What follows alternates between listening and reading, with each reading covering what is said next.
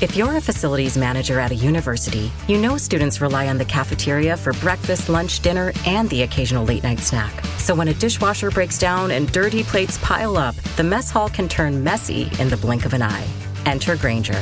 With over 1 million industrial-grade products and fast delivery, the product you need now is never far away. So you can turn that dishwasher back into a lean, clean washing machine. Call, click Grainger.com, or just stop by. Grainger, for the ones who get it done. The best late-night conservative talk show in America, Sackheads Radio. And listen, there are no people better on the air to give you the best in conservative talk than Sackhead Sean and Sackhead Clint. And we're working on the immigration papers for a certain other guy who happens to work here, too. For those who are tuning in around the world to the best in late-night conservative talk, Sackheads Radio. Sack News. Sack News. Radio. Sack News. Sack News. Radio.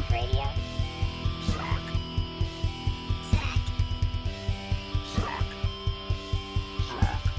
The best late-night conservative talk show in America. In America. In America. And in this web was a large, I'm pretty sure it was the biggest spider I've ever seen. Hey, welcome to the Sackheads Radio Show. It is just a sheer pleasure to be with you. It is the 25th of May, 2015. I'm your host, Sackhead Sean, sitting across from me. Where? The guy with the biggest nose in the room, Sackhead Clint. Thank you so much for being here, sir, as always. Of course. It is an absolute pleasure To work with me. I know. to work with you. I know. And look, I appreciate the fact that you bring that up so much. You and I are such in sync tonight. It's kind of weird. We right? are so in sync. This is how you know it's going to be a good show. Right. So we started at dinner, like we always do, business dinner to kind of meet. And for those of you at the IRS who are listening, it is in fact a business dinner because we do conduct business at dinner. We had our business dinner, you know, kind of meeting and prepping before the show like we do every week. And we both looking at said menu, menoir, in some cultures as they pronounce it, I heard. That might be inaccurate, but who knows? At any rate, it sounds very educated. So we're looking at the menoir, and we both look, and we both had chicken parm. And we look at each other, that's kind of weird. No, it was weird that we'd even say that. Yeah, okay, so we look, well, if you're going to order chicken parm, and then we both go, oh, or maybe the spaghetti and sausage. Son of a... At which point Sean literally threw his menu down and said, son of a... son of a bitch. In the middle of the restaurant. Quite loud, as I usually do. Right, in that Bostonian accent. In that East Coast ruckus, which is your person. Speaking of East Coast ruckus, look, have you seen the news with the New York Fire Department and the New York Police Department? You know, and we've talked. Hang on. So for those of you that may not be aware, and we know this because we have friends in both industries, cops and firemen are like cats and dogs. They're like oil and water. They're not oil and water because they do have to come together and mix sometimes, but there is a friendly rivalry within that community.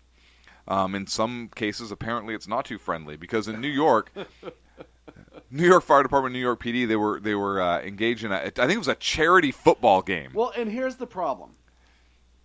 Honestly, people went to see the NYPD and the FDNY fight, and a football game broke out. That's the big. Listen. Yeah, no, this is hang on a second. This is a true story. This is a true story. Even funnier. This is a charity event. Yep. And people are there to watch, to let them see this charity football game or whatever. When all of a sudden a fight breaks out. And this is there was like a potential late hit. Somebody said that there Doesn't matter. It's football. a late hit, right? And so let me set the stage. The police department, the PD team was leading 29-13. of course. And Of course. what? Nothing, go on. Yeah. And so this is late in the fourth quarter, and the New York Fire Department's quarterback was tackled kind of near the New York the PD sideline, and the fire guys rush across the field after the play, which, by the way, there was no penalty called. Okay, that's good. They run across the field, and then they start a big verbal confrontation, Totally normal. and then the fighting breaks out. Well, yeah. And the fire coach says, "Oh, they hit our quarterback out of bounds." That's how things got started. And there was no penalty, and even the official news reports said that it was tackled near the sideline. He wasn't hit out of They bounds. were just whining they lost. Yeah, And it's okay. right. No, it was no big deal. So this isn't the first time, apparently, that a charity game between the New York Fire Department and the New York Police Department has broken out. In 2014, there was a hockey game, Yeah. a charity hockey I game, remember that one. and the benches cleared during a big fight with that one.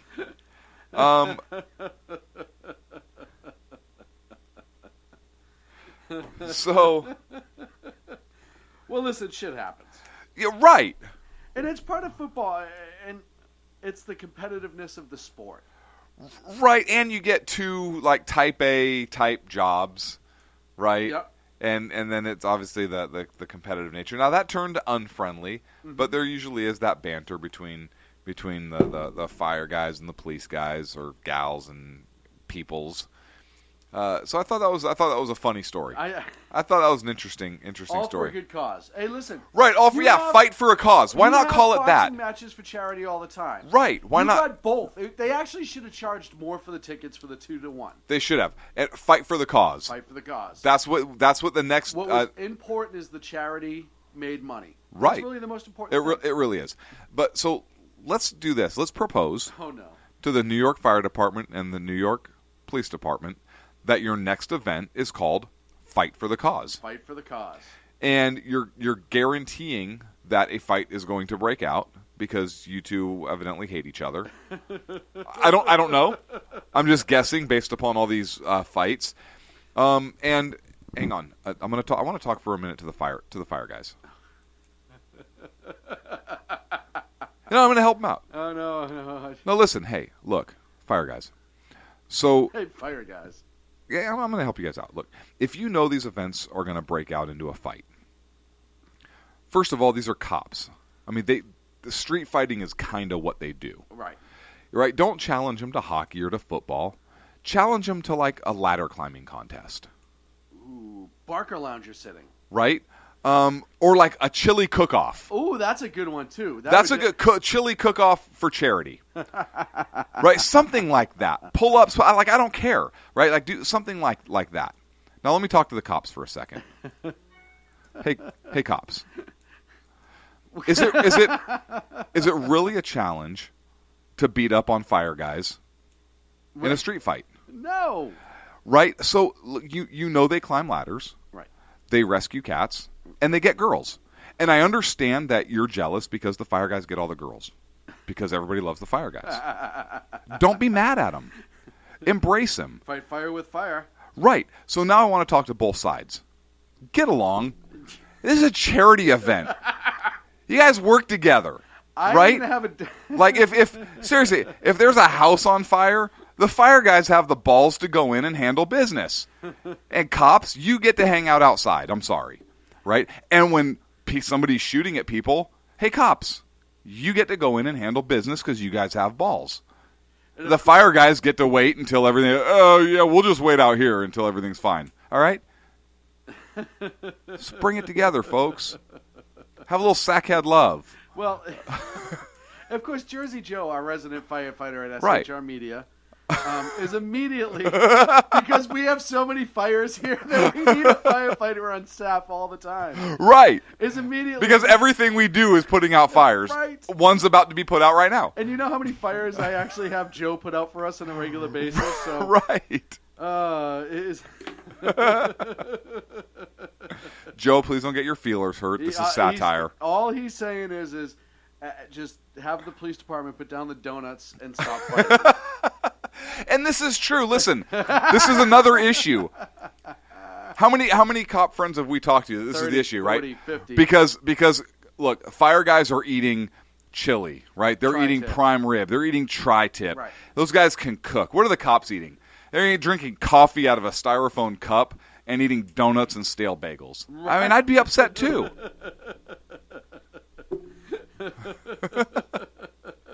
You have a reason why they get angry. Right. Oh, they get to cook and they get the girls. But hey, you know look, what I get love it. about New York, and I've read all over this place, and this is how you know it's back east, where things are a little bit more sane on some levels. Some levels, not all levels. Right. There was no investigation done. No. There's no inquiry. Each department's not talking about how they're going to suspend the... You get that in the NFL. Oh, over yeah. a fight, right? Yeah. There was, yes. Oh, the There's no quarterback public is- outcry. Right, nothing. Public outcry is like, that's what You our had- cops and fire guys do. You had two groups of guys that are type A personalities who save lives for a living, Right. who are competitive by nature. Who probably had a beer afterwards together. All together. Yeah. Absolutely all together. Yep. And you know what? I love to see that. It's even with the fight, it's good that they're raising money for charity and using their notoriety to help those who are in need. Continue, even in their own time, not getting paid to. Absolutely. Still, once again, coming out. And that being said, it is National Police Week.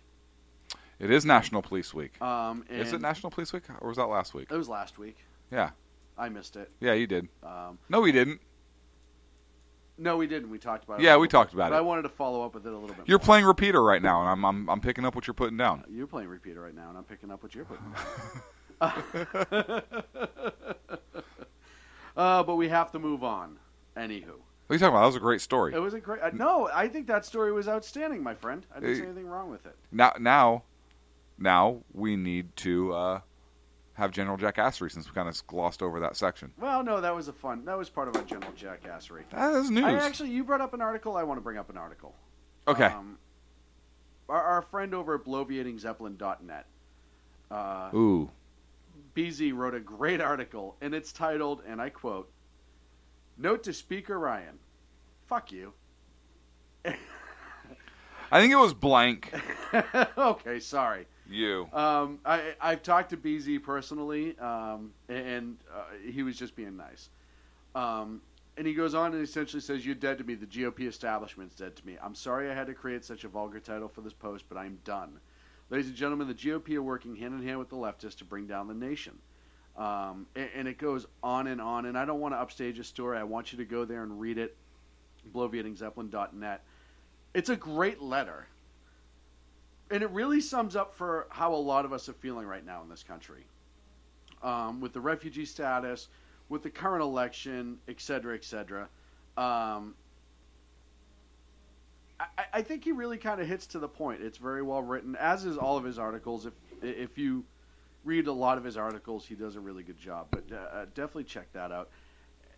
We've talked about it before. It seems like the GOP has really done a good job of trying to push people away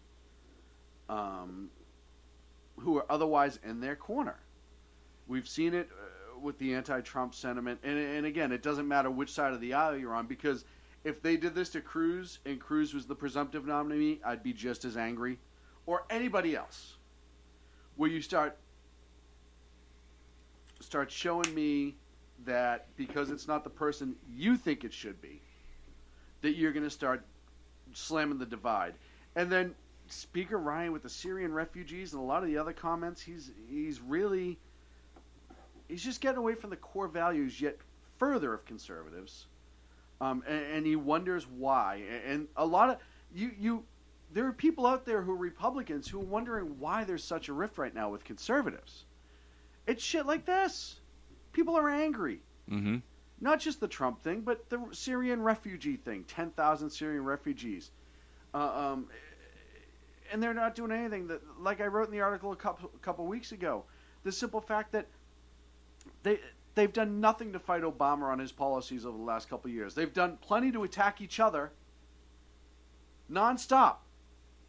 The GOP can rip each other apart better than anybody I know.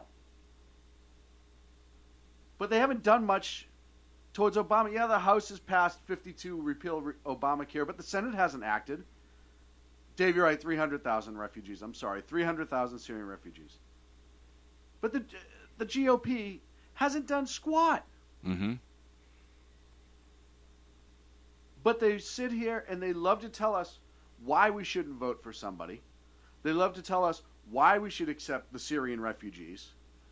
And they go against what their voter base wants on a lot of different things. Mitch McConnell in the Senate has yet to push through a repeal of Obamacare. Look at how many bills he's pushed through that has pork for his home state. He can wing those things through like an NFL quarterback throwing a ball through a hula hoop. All day long, no problem whatsoever. Maybe not Mark Sanchez, but everybody else. But when it comes to going after what the problem is, they can't do it. Look at the election right now. You think they're going after Hillary? No. Bernie? No. Trump? No. Oh, wait. What was the What last was I supposed to say? Trump goes after himself. He does, and we'll talk about that. We'll talk about that. But that's not the point.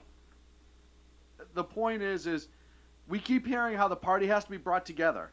And the leadership and the House, the Senate, Speaker, Mitch, Reince Priebus, that little wheeze bag, haven't done anything to unite the party. Nope. And then, in some ways, they're going to turn around and do kind of what we're about to do and blame Trump for some of the stuff. But the reality is, he's been Trump right along. Whether you like him or not, he's kind of had this chip on his shoulder. Screw you, I don't care what you think. I'm going to say what I think is right, whether it is or it isn't. Mm-hmm. They keep talking about unifying a party and doing everything they can to jam it apart. And Paul Ryan has, and BZ says it in his article, and I agree, financially he's got a brilliant mind. But that's really where it seems to stop lately. He's not doing what's right for the country. He's doing what's politically correct. Is that what we want for a speaker? No. Or was that rhetorical? No, I'll take your answer on that. Yeah, no. Okay, good. I didn't want to cut you off. You're sitting over there looking all cute and excited to talk on the microphone. Thank you. No, I want to thank you for noticing. Because I wore this for you. You did a little extra, and I love it. Yeah. Oh, man. So, I applaud this article. I think this is a great article by BZ. I applaud the writer.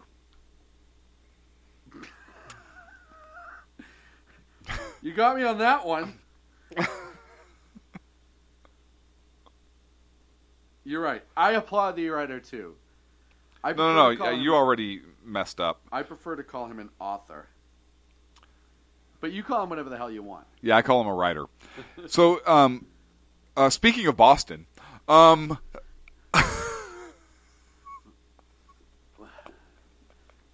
what? Okay. Well, no, you were speaking. Go ahead. And your nickname is Boston. Good point. It was basically like speaking Boston. By the way, if you want to join the chat, go to shrmedia.com. Right under the Spreaker little play box, click live chat. Go ahead. We hadn't said it tonight. And you just want to randomly change subjects. I did not. You're from Boston. I'm staring at you. We're in this show together. There's a story from Boston. Makes perfect sense to me, Sean. Go on. Speaking of Boston, have you seen the discovery in the Boston Seaport District? I have not. They uncovered a shipwreck from the 1800s. They're trying to construct a high-rise building in the Seaport District. I don't know where that is. I assume it's by the seaport. Right near South Boston. Oh yeah, right over there. Yeah. I think that's in the southern part of the state, if I'm not mistaken. No, it's right on the coast in the middle. South Boston's just the south part of Boston. Right, like the southern part. Right, so it's between South Boston and downtown, right on the waterway. Right over there in the southern part It's of right the by the city. convention center. Oh, okay, yeah, right by the convention center in Boston. So anyways, there was a shipwreck that was found there. Yes, I'm listening. No, that's all. Yeah. Fascinating. Thanks. Look, I thought it was interesting because it was from like your hometown. Like, how do you uncover a shipwreck during construction? No, seriously, you're from the area. I don't know. Like, I would think the water is the water. I mean, like, has land moved out far enough over the last 200 years to okay, and that's what I don't know. So when Boston was first settled, it was landmass wise much smaller than it is now. They brought in a lot of dirt and expanded the land to connect Charlestown to Boston better, to collect a bunch of different areas. So if you look at a map of Boston back in the 1700s and look at it today, it is vastly different. They've added a lot more area. So it's very, very possible that ship was at the bottom of the harbor, and they just started dumping dirt on top of it. Really? They had no idea it was there. Yeah, but even so, you're going so far down then that wouldn't some of that water start backing up and in? No. We do amazing things when we want to with the ocean. And just so you know, America is so awesome that we grew the North American continent because we freaking wanted to by making Massachusetts bigger, is basically what Sean just said. Exactly. You know what that was? I like to think of it this way. We wanted to bring the fight to England so much more that we were willing to build a land bridge over to England and kick their ass. Right. That's how I look at that. And we started to. That needs to be somebody's campaign slogan. Finish the land bridge. Finish the land bridge to England. Let's kick those limeys' ass. Again. Because twice wasn't enough. And that should be the slogan. Twice wasn't enough. One whole T-shirt. Twice wasn't enough. Twice wasn't enough. What's twice? What is twice Kick wasn't England's enough? ass. Twice wasn't enough. I say just twice wasn't enough, and let people ask. Right? Have like the American flag, like the old one, like the circle of stars, versus the Union Jack of Britain, and just be like twice wasn't enough. But what's that from? Is that from like a world, like a soccer match, or from like cricket or croquet, or like what is that? And you're like, no, wars.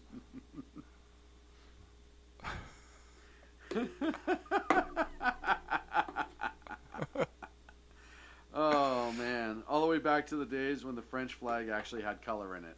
Right. And it wasn't all white. Right. Although I think they're starting to get some of their color back. Lately, they've been showing a lot more color. And to follow up, it's looking more and more like the Egyptian airliner that went down last week while we were on the air. Explosion. Is looking more and more like an explosion. More recently, the smoke in the cockpit went off. There's apparently audio between air traffic control and the tower. Between air traffic control and the tower? Air traffic control and the pilot saying that they were making an emergency descent, and that there was something wrong before it dove in. You have a lot of inside people leaking some stuff out, as you often do. I don't know how much of it is credible, but it's looking more and more like it was a terrorist attack. If there was an explosion, I guess it's possible that the explosion took place on board the aircraft, right? In the cargo hold, or if it's person-borne. Well, it's at 37,000 feet. Unless it got hit by a missile, I think. And that was my question. Mm-hmm. Were there any surface vessels in the area? Because they would have noticed another radar track, I would imagine, right? Unless it was a stealth aircraft of some kind. Mm-hmm. And I don't know what Russia's technology is. Depending on what radar they're using, and depending on the missile, you don't have to be more than 20 miles away. You don't even have to see the airplane for it to hit. Right. But I'm wondering if something would have picked up. You're in the ocean, you could be hundreds of miles away. Right, and that's what, so surface contacts wouldn't be. I wonder if they're tracking surface contacts also, and kind of overlaying some of that. I'm just curious. I don't know, but yeah, it is looking more and more like it was a potential terror attack. Trump called it potentially. Yeah, I mean, he didn't wait around. I mean, it's sad, but this is. Right now in this day and age, you're more likely to be right if you call a terror attack. I mean, we said last week that it was most likely going to be a terror attack. And look, more and more places are taking this stuff seriously. California taking it very seriously. A series of bills just passed the California Senate outlawing most guns. Right, so that would be huge. Which would be huge, right? Because if guns are outlawed, then terrorists won't be able to get them. So that's awesome. Yeah, we win, terrorists lose. Yep. So they're trying to outlaw the bullet button and banning all high capacity magazines. Let's get into that. We're up over against 10 rounds. Let's talk about that after a break because I had an interesting conversation with somebody who was duped by that bill. So I want to talk to you about that after the break right here on the Sackheads Radio Show live on the SHR Media Network. Conservative media done right. You're listening to the SHR Media Network. Breaking news. According to the latest report coming out of SHR Media, a merchandise store to support both the Reaver of Common Sense and SHR Media has just been unleashed to the general public. Be forewarned that this site can be contagious and numerous items can be purchased to support the best news programming. Go to Reaver.one website and click on the store link to check out the merchandise.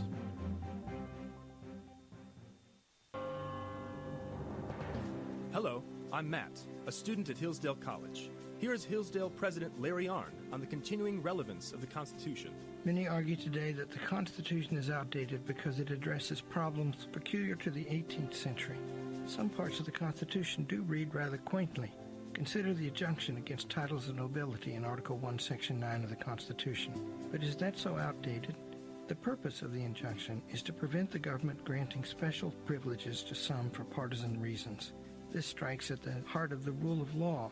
The crony capitalism so common today is a place where the government bestows favors and tax dollars on some businesses to give them a leg up over others.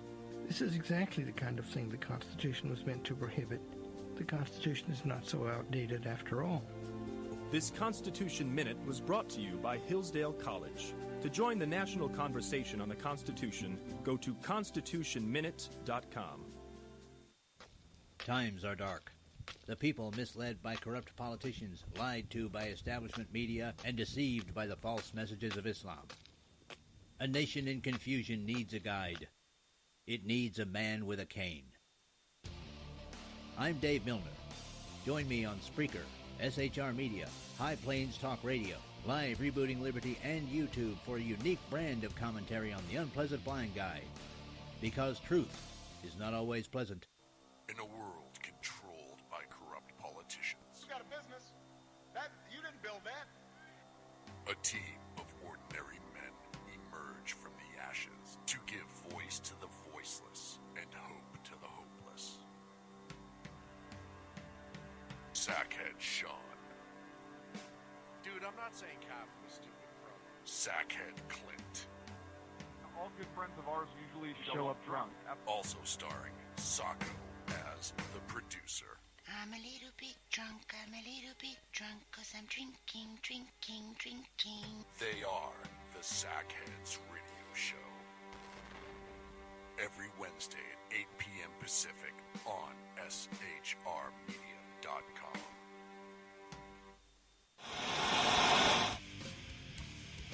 Beware, the Jersey Takeover is here. Every Monday through Friday, 11 a.m. to 1 p.m. Eastern Standard Time. You can catch the Reaver of Common Sense Show, hosted by Jersey Joe, right here on shrmedia.com and highplainsdailynews.com. Only Jersey can deliver hell like no one else, so consider this your fair warning.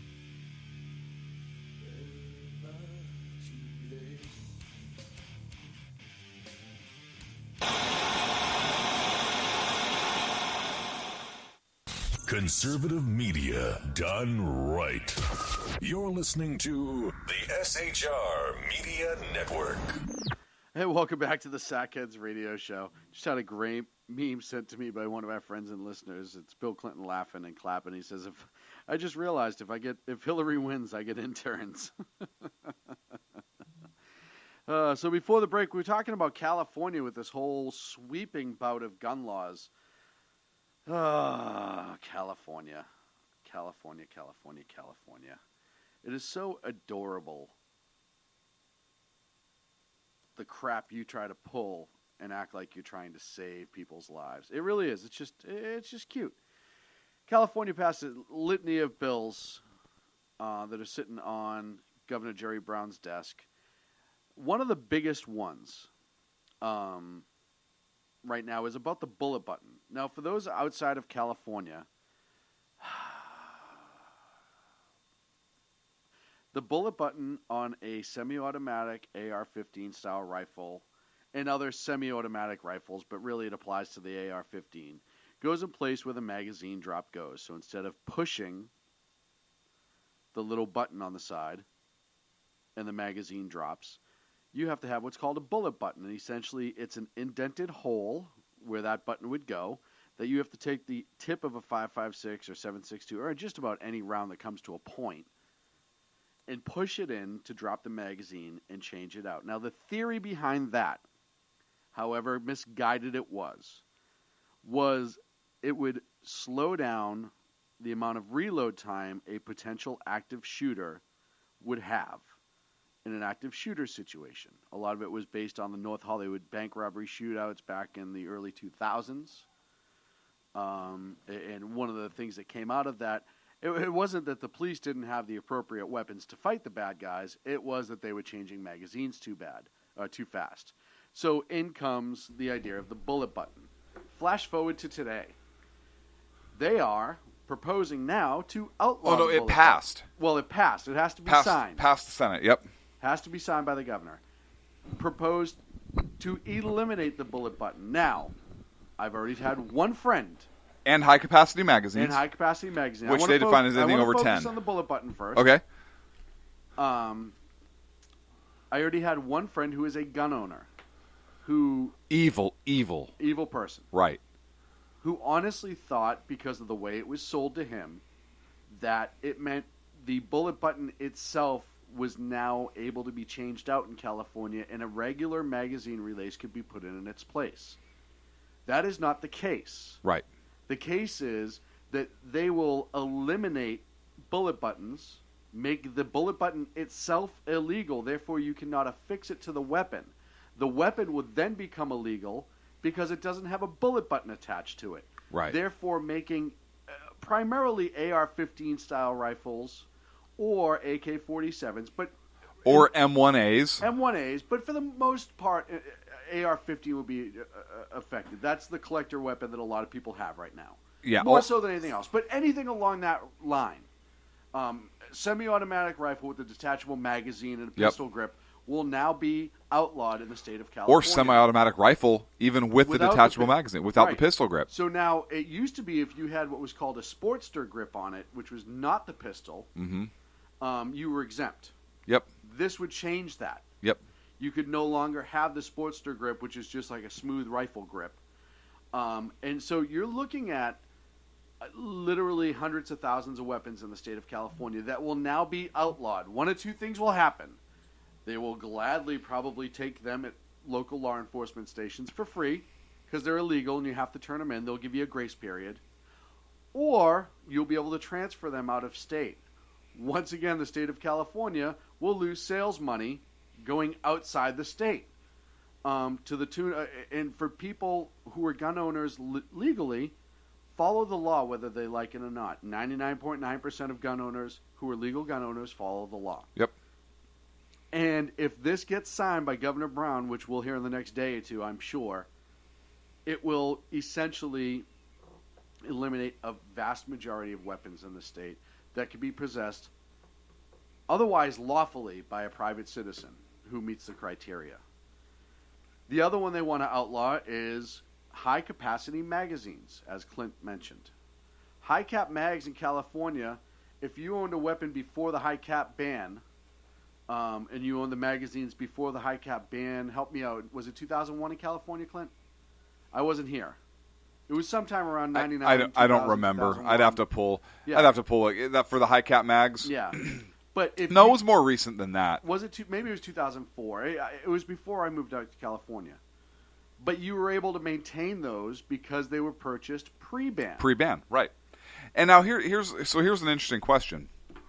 Well, wait. If I haven't explained the fact that now you aren't able to possess those at all. Right. You would have to turn those in. Those in as well. Yep. So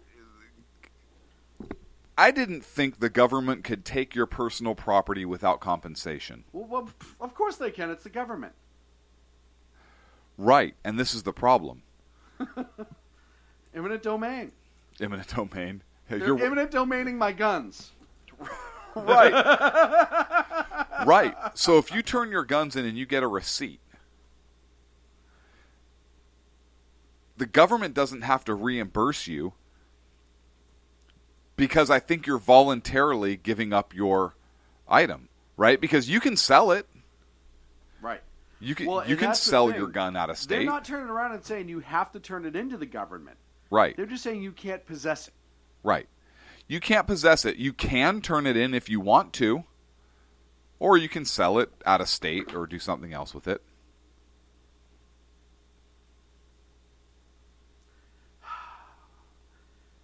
Folks, when we talk about government going too far.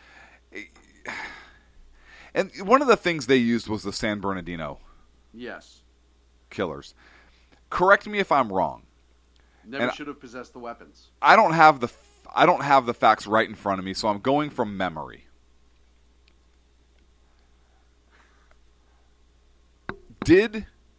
Were the San Bernardino terrorists?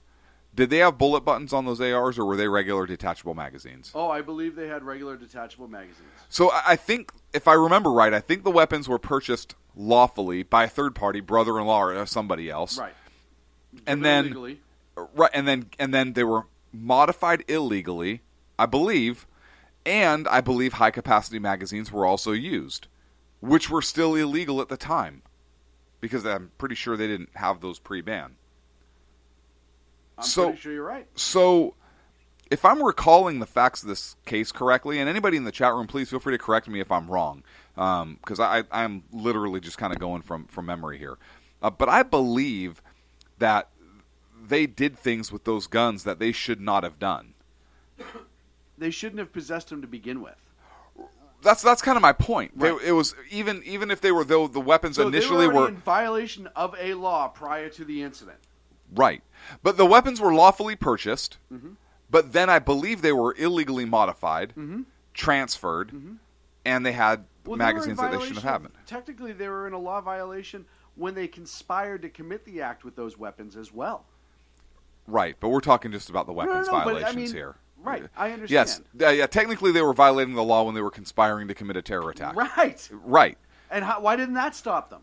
because it was illegal. It wasn't. It's not illegal specifically in California by state statute to not engage in a terrorist activity at that date and time at that particular location, specifically using those weapons. Right, but they'll tell What me part when of I this can are water you? my friggin' lawn. What Go on. part of this are you not understanding, Sean?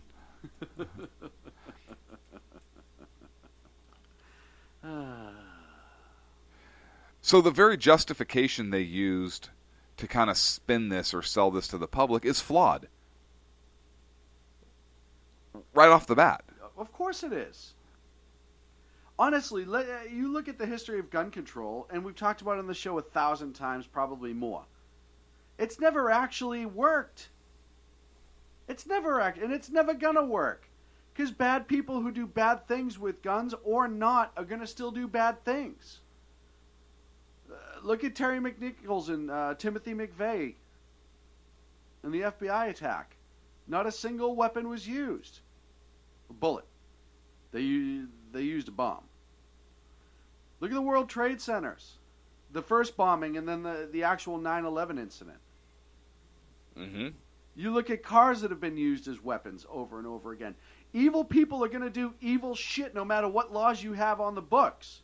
But what you're doing now is eliminating the good people from being able to defend themselves against bad people and bad government, should it ever be needed. Now, I feel that if you tested this in court, it will lose, depending on who the next Supreme Court justice is, once it gets to that point. But unless a federal, do you want to take that chance? No. I don't want to take that chance. But if a federal judge doesn't put an injunction in place to stop the law from going into effect before it reaches that level, you're still going to have to, in order to be in compliance with the law, offload all your weapons out of state. Yeah. And then if the law is dropped, either repurchase them, transfer. And in California, it's what, $50 to transfer a weapon from out of state? Even if you're the rightful owner to ship it back into state to you. Right. It has to go through a dealer. So Right. if you're a collector of a sizable proportion, even if you don't sell them, say you own property in a house in another state and you lock them up there, you still have to pay an ass ton of money to be in compliance of the law. And those of you that don't know how much an ass ton is, that is actually a literal mathematical measurement.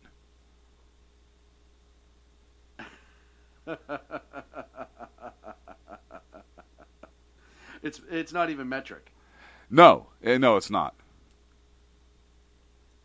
So you just have to look at the big picture. Folks, when I talk about gun control, I'll say this over and over again. The left will never come out and say, we want to ban all guns. It's not going to happen. You're not going to hear those words come out of their mouths. You didn't hear it from the left back in Germany with the Jews. They didn't just come out and say, as a matter of fact, They were allowed to have guns, weren't they? They tried it first, if you look at history. Hitler tried it first to kind of just outright start getting rid of Jews. And people pushed back immensely. Mm-hmm. So what did he do? He demonized them in public eyes, made up all these lies about them. Are you equating the Jews to gun control? Yes! They removed their weapons, and then they were a controllable mass. If you told me that California was trying to pass a bill that if you're a registered conservative, that you had to wear a giant C on your chest, I would not be shocked anymore. They keep pushing further and further left. And even if you don't want to own a gun, you don't want to lose the right to own a gun. Because it's not necessarily you. It's everybody else. I go back to Penn and Teller talking about gun control and talking about the Second Amendment and why it was written the way it was written. Because we had just fought a war against a tyrannical government, and the founders wanted to make sure that if the need ever rose again to have to do so, we were prepared. That's the basis of it. Yes, we can also hunt and sport shoot and all and all this. It wasn't. The Second Amendment wasn't founded because the deer were coming after us. Right. We weren't attacked by large English deer. Right. And then it's also defense in an otherwise lawless state that is becoming more and more lawless, like California. Yep. Where people are being released from prison because they didn't commit a nonviolent crime this time, but they have a violent history. Mm-hmm. But this specific one was just DUI. And it was an accident. It wasn't on purpose. I mean, it wasn't any sort of crime like that. He was just drunk and killed 5 people, so we're just going to let him out early. You have to understand, the left has a long-term goal. And that long-term goal, depending on which side of the left you can believe, is the socialist peaceful utopia where everyone gets along and everyone has equal things and blah, blah, blah, blah, blah. And I believe that there are some people who believe in that for the right reason in their mind, that everything will be wonderful and magical, and it's because they just don't know the truth. And then you have those who outright feel that they are more important and better than everybody else and want to be able to control them. If guns are so bad, why is it that every single elected politician above mayor, and even some mayors, are protected with guns? They're not protected with no gun zones per se. Yeah, they're in their buildings, but even then, the only people in that building allowed to have guns are the government. Mm-hmm.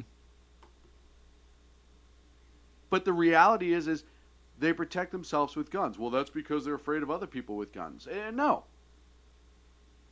You've had politicians and other people be attacked with all sorts of devices. You need to realize, and this isn't conspiracy theory time, This is a look of history and how it repeats itself. And you look at other atrocities since World War II where people have been disarmed and then slaughtered. You look at the attacks that take place, mass shootings in this country. Anything over 4 in one single incident is a mass shooting. That's the technical definition.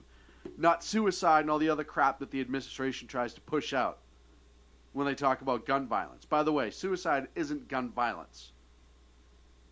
No more than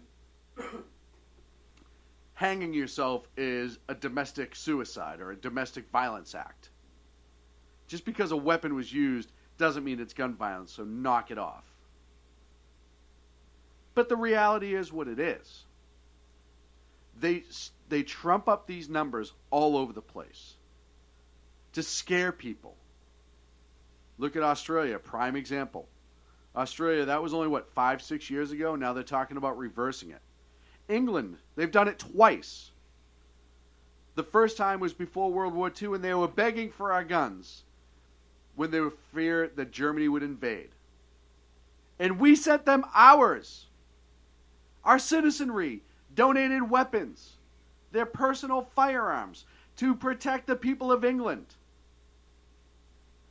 And then they got rid of them again. And now what's happening in Europe, in England? You're starting to see their law enforcement, who used to never carry firearms, starting to rearm their forces. Because the threat is so great right now. You look at Australia, as Agate pointed out in the chat room. 6 years ago, crime is through the roof in Australia. Specifically, person-on-person crime, assaults, robberies, all these other ones. And they're talking about reversing it. After they had the incident, I want to say it was last year in the coffee shop, where ISIS member took people hostage, etc. Yep. They started to have the conversation. Hey, we need to reverse this. And they probably will. They're to the point where if you want to have a hunting rifle, you have to have a permit. And I believe in some municipalities, you have to store your weapons at the police station and check them out to go hunting for a period of time. Like they're on parole. Like the guns are on parole. Right. I've always said, I would much rather have a gun and not need it than never not have a gun and need it. When I talk about gun control, and I bring up the basis for the Second Amendment, that doesn't mean it doesn't apply to other places. Self-protection is one of the biggest ones, against tyranny or against evildoers. And an evildoer could very well be a guy with a knife who wants your wallet. That's still an evildoer. Or it could be the illegal alien who's down on the pier in San Francisco that criminal. shoots the criminal alien that shoots a young lady who should have been deported already. The young lady should have been deported? No, the criminal alien. The criminal alien. The 2 police officers who were shot up here by a guy who's already deported twice. Murdered. Well, maybe if there was a law against him possessing a weapon. There was. Oh. Look, here's the thing, Sean. We've talked about this before. I mean, we talk about 2A a lot on this show. But the founders didn't envision this type of weapons that we have today. They didn't envision high-capacity magazines. They didn't envision bullet buttons and quick magazine releases. You're right, they didn't. They also didn't picture free speech being done over computers and cell phones. Right, or via microphone, or, Yeah, never mind.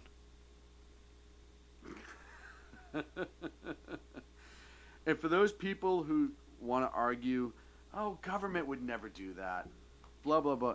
Okay, that's fine. What if there's a natural disaster? Hang on a second. Yes, government would do that. Yeah, it would. But there are people you're not going to be able to convince of that. They're just... you have to have secondary arguments. There is a reason why it is illegal for the military to engage in a law enforcement function in time of peace. Right. You cannot have armed members of the military. You need a declaration from the governor or a war declaration. Well, that's for National Guard. Right. Right. Or a war declaration for Congress. Right. You cannot have members of the military just come in and work operations in your streets, Right. armed, Yeah. and take action against citizenry if something happens. Right. Could you imagine? Could you imagine if members of the military wanted to conduct some kind of operation in city streets or among the citizenry? Look at the outcry that went out for Jade Helm. Right. Right? Can you imagine if that operation Jade Helm, if it got out, that there were active duty military folks actually armed and that they were prepared to take action if something happened? Could you imagine that headline or what would have happened? It's pathetic. It's absolutely pathetic. And so I understand the outcry when Jade Helm. Do you remember when we covered stories on it and stuff?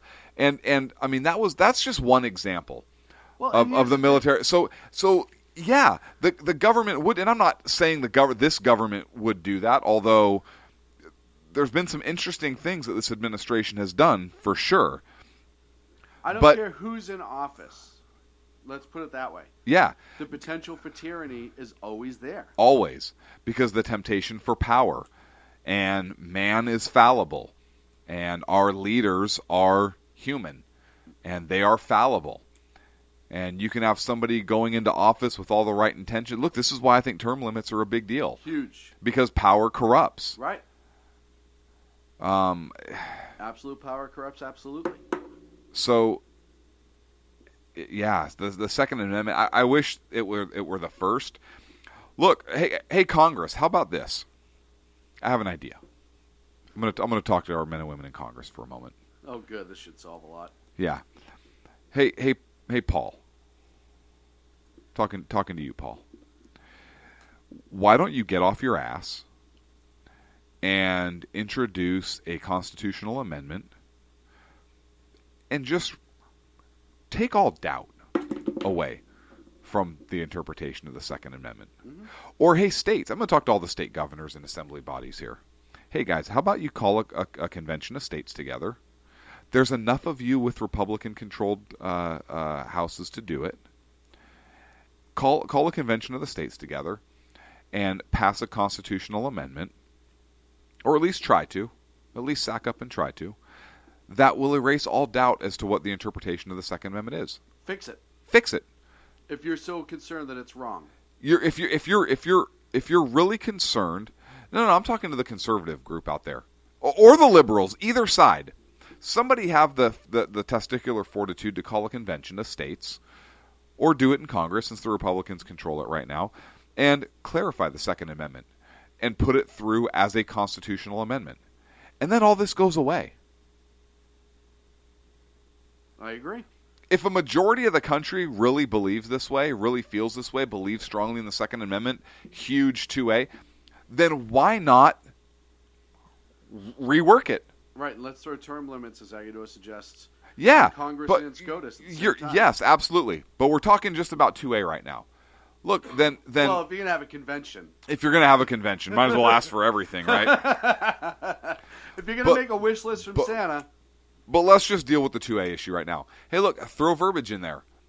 The right of the individual citizen to keep and bear arms of whatever kind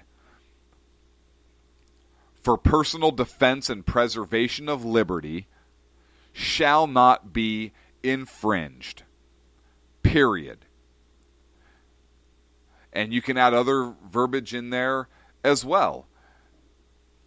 You know, to make it absolute. Right. Hey, listen, I think the Second Amendment reads plainly. Right. Any firearm commonly in production in the world. Right. Common firearm in production that is regularly sold, purchased, and that way 150, 200, 300 years from now, we're not having this argument, oh, they didn't envision bubble gum blowing things that suck the air out of people because you encompassed them in a big bubble.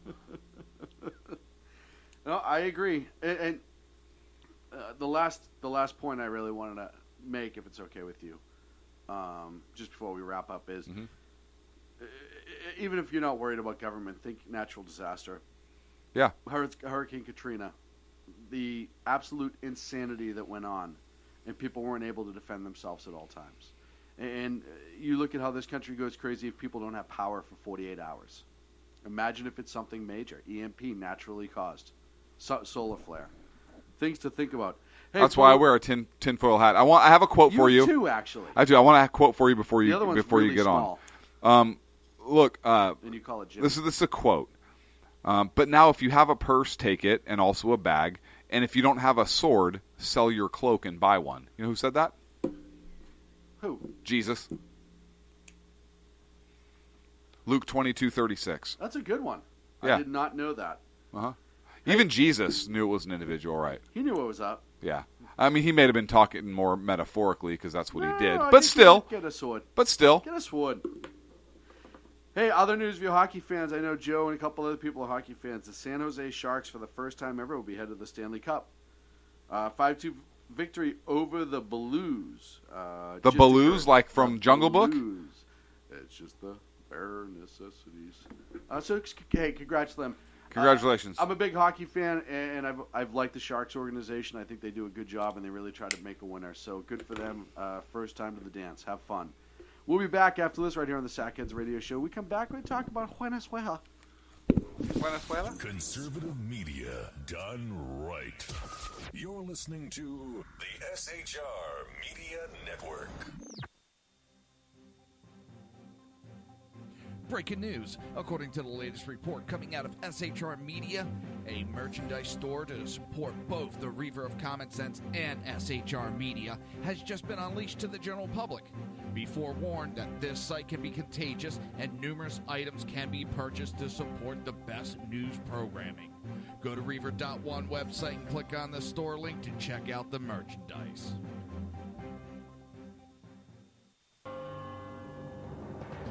Hello, I'm Matt, a student at Hillsdale College. Here is Hillsdale President Larry Arnn on the continuing relevance of the Constitution. Many argue today that the Constitution is outdated because it addresses problems peculiar to the 18th century. Some parts of the Constitution do read rather quaintly. Consider the injunction against titles of nobility in Article 1, Section 9 of the Constitution. But is that so outdated? The purpose of the injunction is to prevent the government granting special privileges to some for partisan reasons. This strikes at the heart of the rule of law. The crony capitalism so common today is a place where the government bestows favors and tax dollars on some businesses to give them a leg up over others. This is exactly the kind of thing the Constitution was meant to prohibit. The Constitution is not so outdated after all. This Constitution Minute was brought to you by Hillsdale College. To join the national conversation on the Constitution, go to constitutionminute.com. Times are dark. The people misled by corrupt politicians, lied to by establishment media, and deceived by the false messages of Islam. A nation in confusion needs a guide. It needs a man with a cane. I'm Dave Milner. Join me on Spreaker, SHR Media, High Plains Talk Radio, Live Rebooting Liberty, and YouTube for a unique brand of commentary on the unpleasant blind guide. Because truth is not always pleasant. In a world controlled by corrupt politicians, You got a business. That you didn't build that. a team of ordinary men emerge from the ashes to give voice to the voiceless and hope to the hopeless. Sackhead Sean, Dude, I'm not saying half was stupid, bro. Sackhead Clint, All good friends of ours usually show up drunk. also starring Sacco as the producer. I'm a little bit drunk, cause I'm drinking. They are the Sackheads Radio Show. Every Wednesday at 8 p.m. Pacific on SHRmedia.com.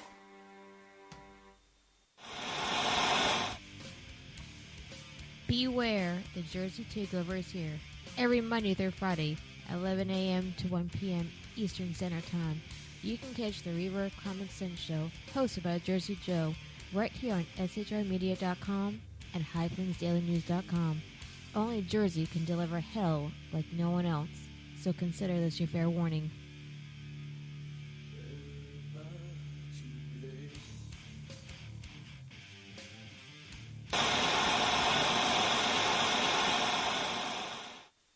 Conservative media done right. You're listening to the SHR Media Network.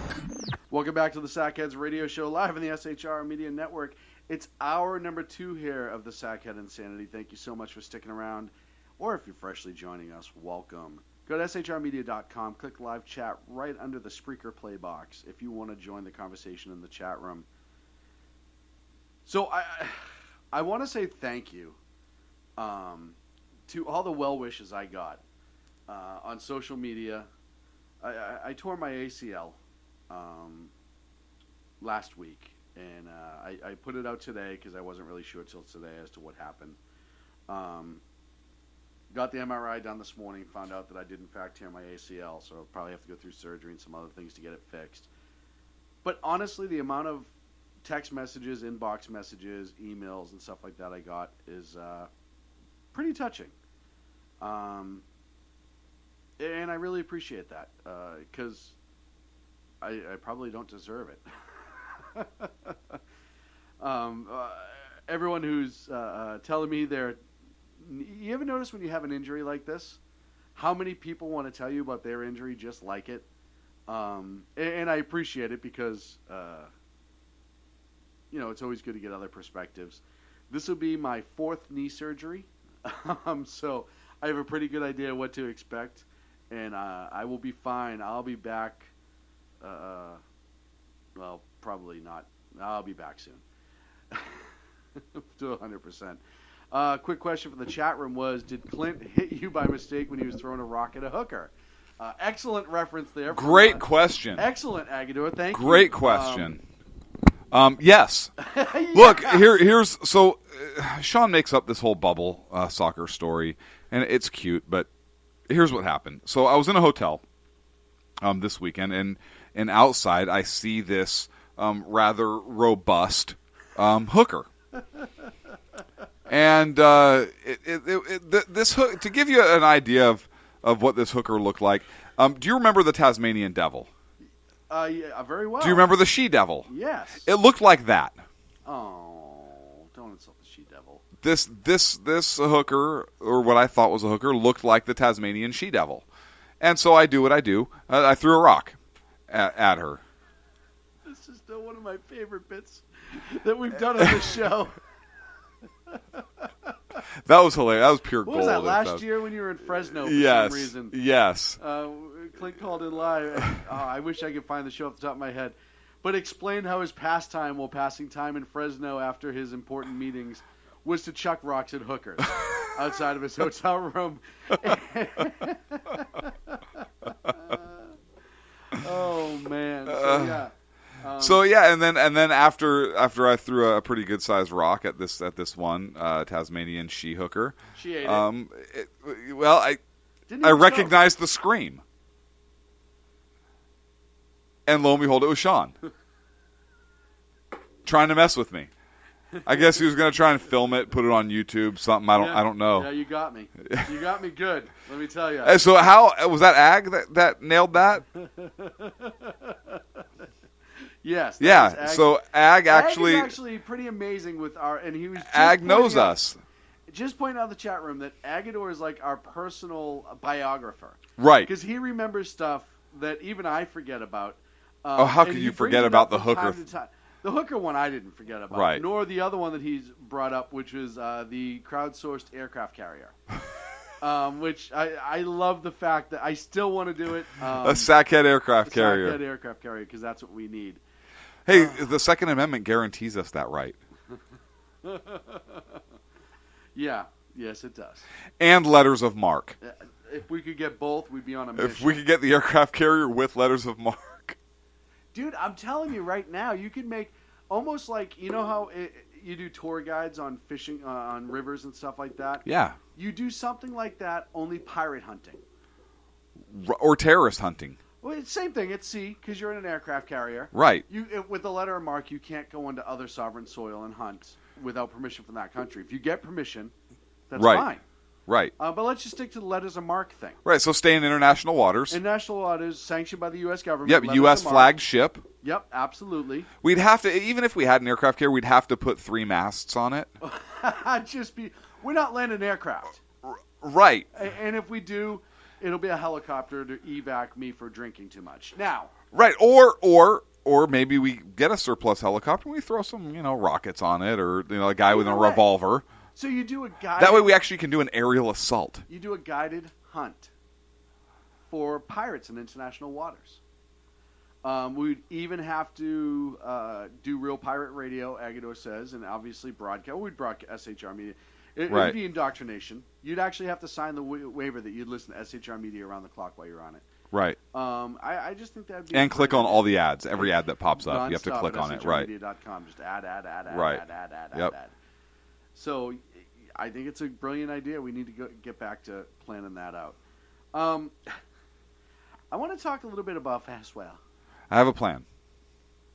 Is it possible that we can raise the Oriskany from the Gulf of Mexico? We can give it a shot. Here we go. Hear me out on this. Okay. We take balloons down to the bottom of the ocean. Float it.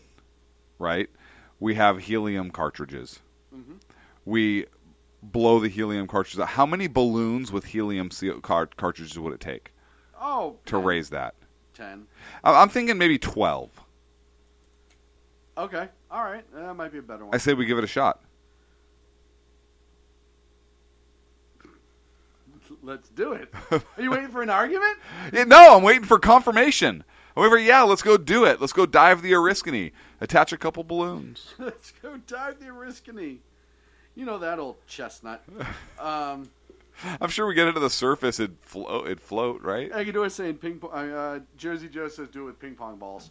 Ping pong balls. Great story about ping pong balls in this one show I saw in Mexico. Hear me out on this. We don't have time. We have to get to Venezuela. Okay, let's go to Venezuela. So, 5 years ago, Venezuela was the socialist utopia that everyone wants America to be. Yeah, so much energy that they don't even know what to do with it. Hugo Chavez was president. Life was pretty damn good. Yeah, it was amazing. Amazing. People had what they wanted and sometimes what they needed. And sometimes they had neither. So, well, that just the poor people. But it's socialism. That's okay. Right. Much like Bernie Sanders in this country and his cohorts are pushing that socialist utopia dream where everyone's equal and everything's distributed equal. You're given what you need, not what you want, but you learn to make do. 5 years ago, Venezuela was the pinnacle of socialist unicorn farts utopia. There wasn't a better place to be. Let's flash forward to 2016. I'm sure it's booming. I'm sure it's booming. It's got to be. There's concern now that the that it's booming too much. It's growing too fast. The military is going to have to come in and essentially declare martial law. Wait, what? They're barely able to keep the power on in the major cities. What? I saw a report on CNN last week. Read a report about the state of the hospitals in Venezuela. That they're literally having people die because they can't keep life support on. They don't have blood. They don't have oxygen. They don't have proper equipment. They're doing medieval surgeries in the hallways just to try to keep people alive. Hallways covered with blood everywhere because they can't afford. They don't have the running water in some cases to clean it up. So what you're saying is my statement of they have so much energy they don't know what to do with it was accurate. They in fact don't know what to do. They don't know what to do with it. Literally. Okay.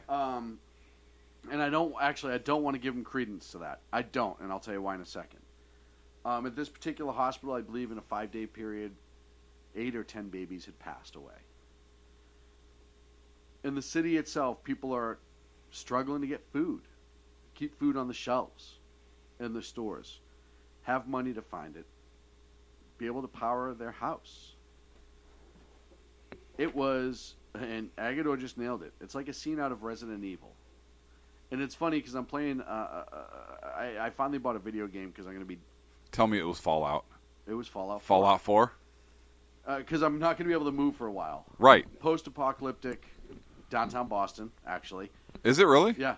I didn't know that. Yes. I'll tell you off the air. It's a great game. But there's a lot of truth to it.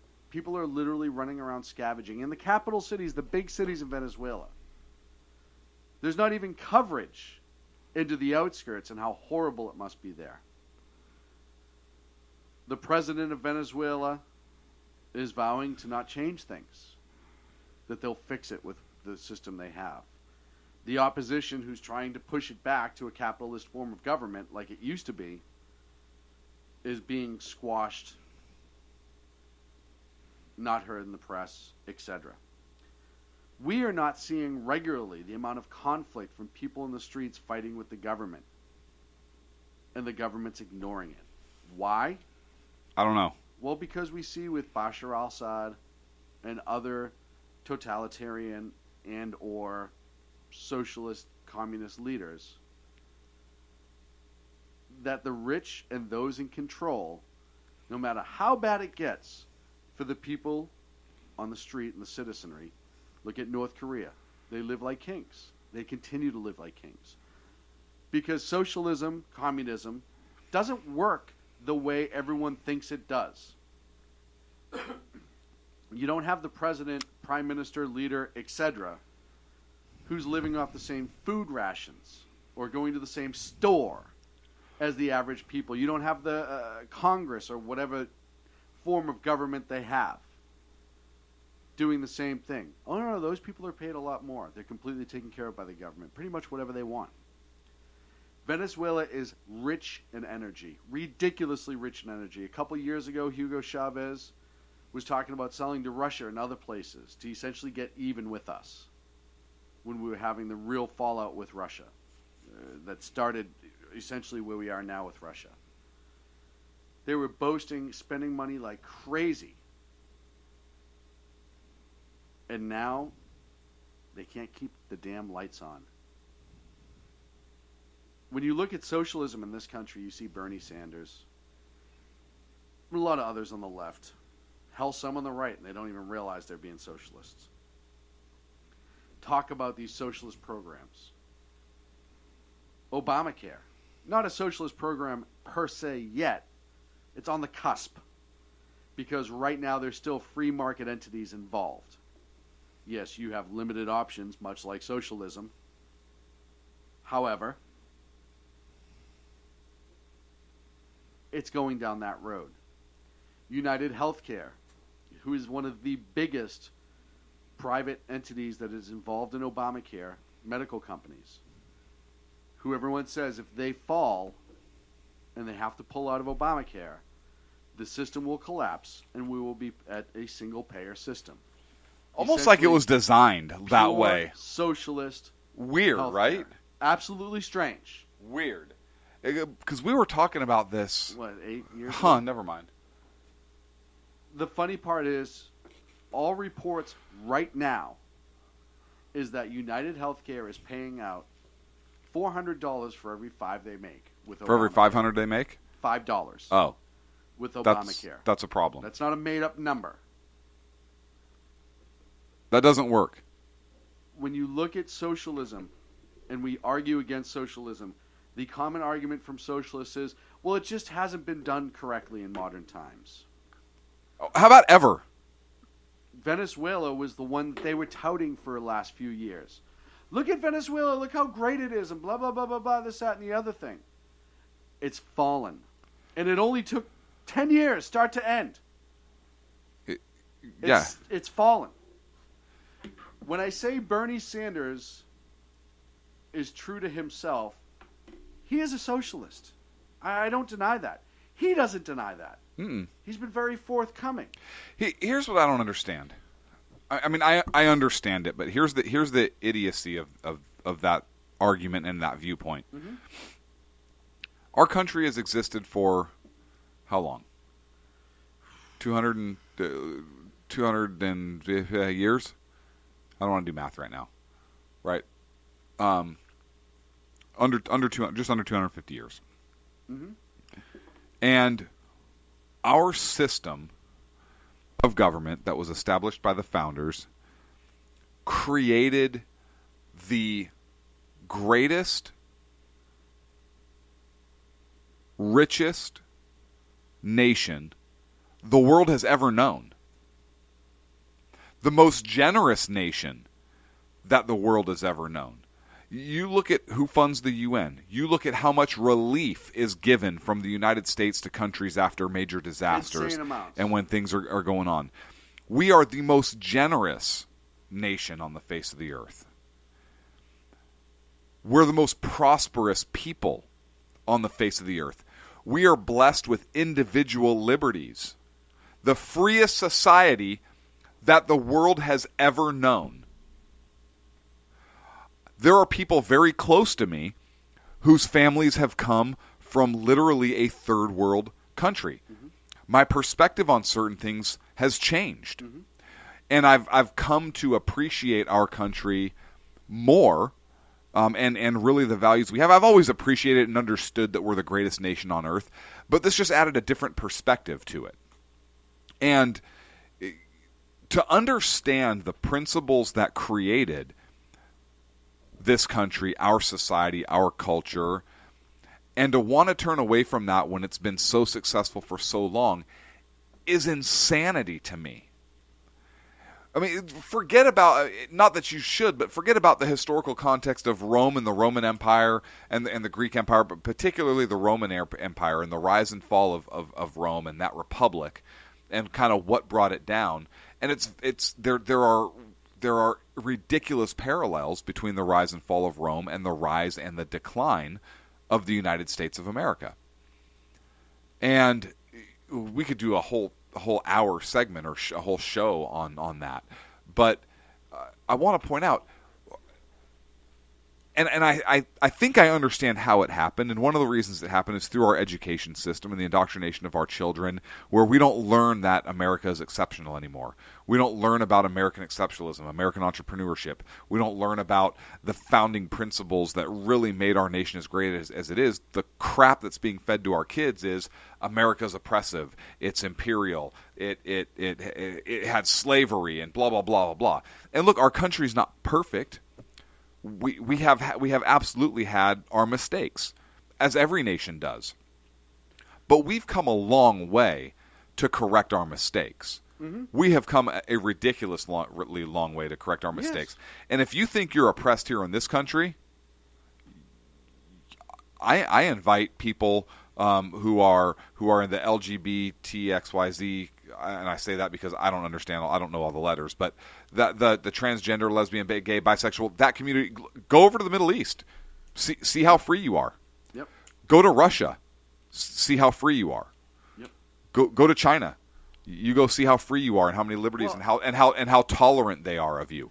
And I say it all the time. The wheels that we hear from in this country are the ones who are very militant about it. Most LGBT people don't even want to get involved. Most of them want to be left alone. Well, most of them understand that most of us don't care. Like we support. That's your personal decision. Right. Whether we agree or disagree or whatever, that's your personal decision. We're not going to judge you as a person, or that's not a lifestyle that maybe I choose to live or you choose to live, but they choose not to live my lifestyle. So I have always been a lesbian. Right. So have I. But you know what I'm saying. They're not going to choose to live my lifestyle or your life, and that's okay. It's not like they hate us or, anyways. It's just complete lunacy to me that the people on this socialist kick, this leftist agenda, this living, breathing document, everything is always in flux. No, it's not. There is a set foundation of principles, laws, rights that got us to become the greatest and freest nation in the history of the world. Why would you get away from that? If you have a formula that you know works, if you have a formula and you know that this formula is going to give you $500,000 a year for the rest of your life as long as you just keep plugging in the same numbers, why would you change the numbers?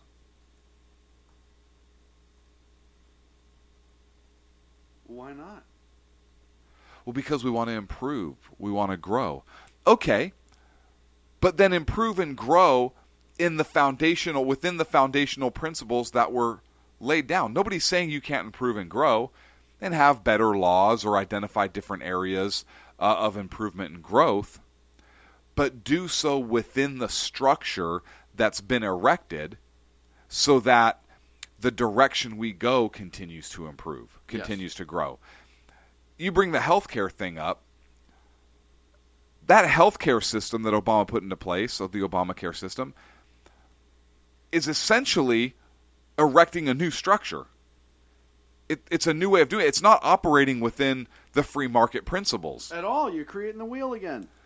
So if you're not creating something to improve upon, and I'm not saying the healthcare system didn't need a fix, because it did, and it does, but craft that fix in a way that still follows the principles that got us to be as prosperous of a nation as we are. Smooth the wheel, don't reinvent it. Absolutely.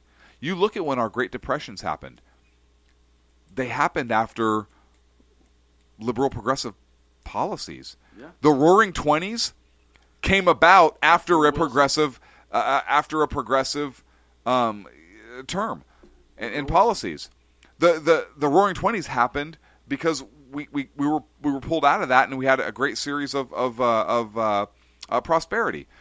FDR did not get us out of the Great Depression through New Deal. He didn't. We learned that in schools.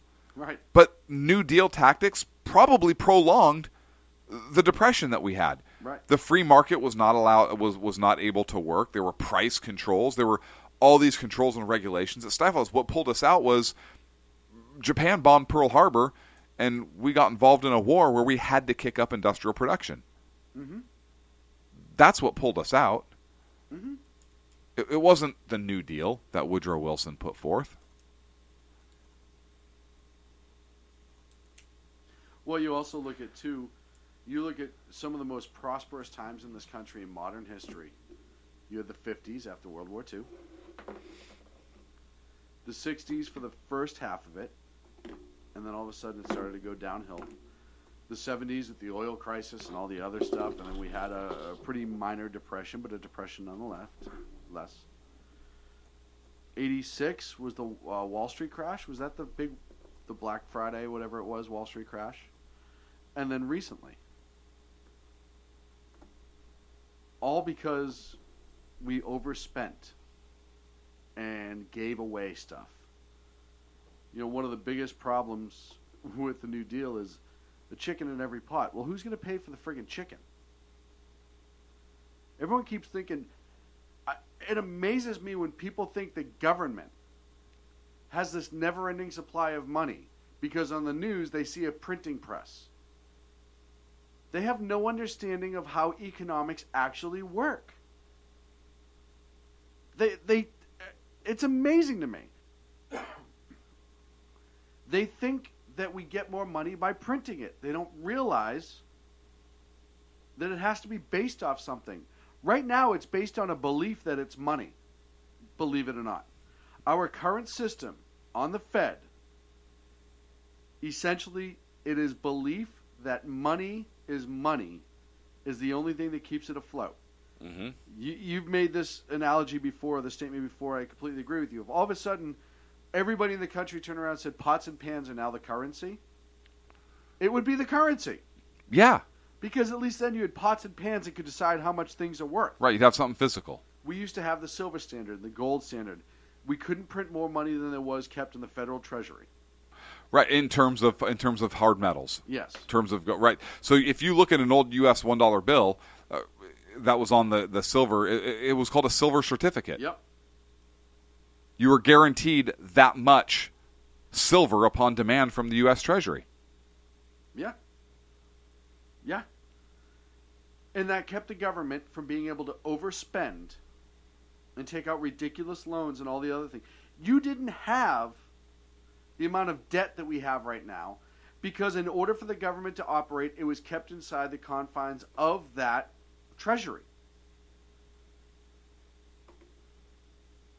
Now, because it's an imaginary system, you have $16 trillion in debt to friggin' China. You have a socialist trying to step into the White House and tell us socialism works. You have the cost of everything going through the roof. Everything. Inflation. all this other crap. And people still think that socialism is a good idea. Because they don't understand economics, basic economics. You want to understand what it's like when you try to spend more as a government than what you have. Mm-hmm. Get your bank account. Take all the money out but $20 and try to write a $30 check. That is basic economics. Yep. You might pass it. However, you're going to come back with more fees and everything else so you know what to do with. Hell, in some counties and states, you may be prosecuted for that. Yep. Knowingly writing a check that you don't have money for. It's a crime if a citizen does it.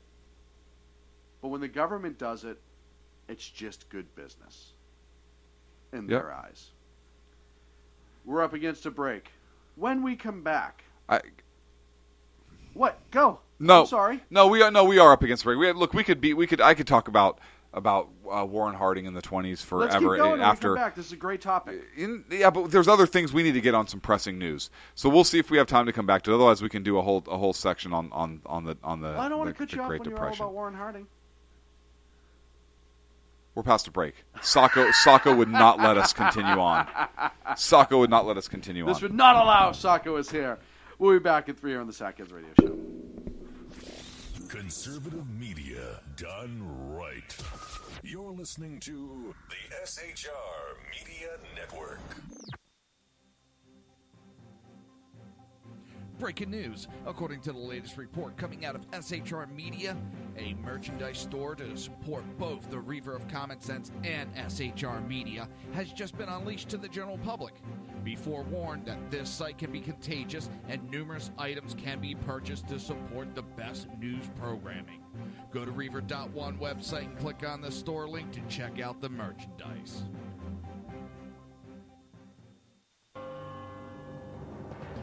Hello, I'm Matt, a student at Hillsdale College. Here's Hillsdale President Larry Arnn on the continuing relevance of the Constitution. Many argue today that the Constitution is outdated because it addresses problems peculiar to the 18th century. Some parts of the Constitution do read rather quaintly. Consider the injunction against titles of nobility in Article 1, Section 9 of the Constitution. But is that so outdated? The purpose of the injunction is to prevent the government granting special privileges to some for partisan reasons. This strikes at the heart of the rule of law. The crony capitalism so common today is a place where the government bestows favors and tax dollars on some businesses to give them a leg up over others. This is exactly the kind of thing the Constitution was meant to prohibit. The Constitution is not so outdated after all. This Constitution Minute was brought to you by Hillsdale College. To join the national conversation on the Constitution, go to constitutionminute.com. Times are dark. The people misled by corrupt politicians, lied to by establishment media, and deceived by the false messages of Islam. A nation in confusion needs a guide. It needs a man with a cane. I'm Dave Milner.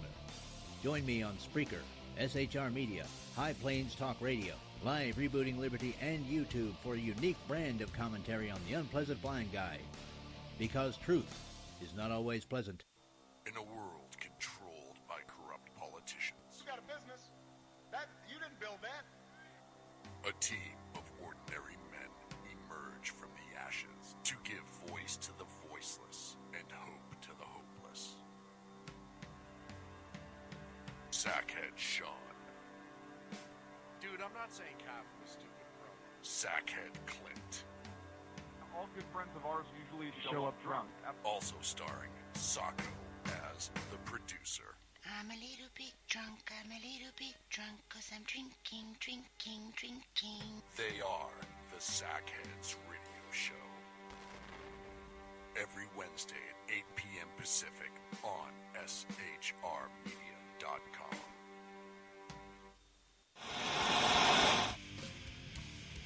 Beware, the Jersey Takeover is here. Every Monday through Friday, 11 a.m. to 1 p.m. Eastern Standard Time. You can catch the Reaver of Common Sense show, hosted by Jersey Joe, right here on SHRmedia.com and HighPlainsDailyNews.com. Only Jersey can deliver hell like no one else, so consider this your fair warning.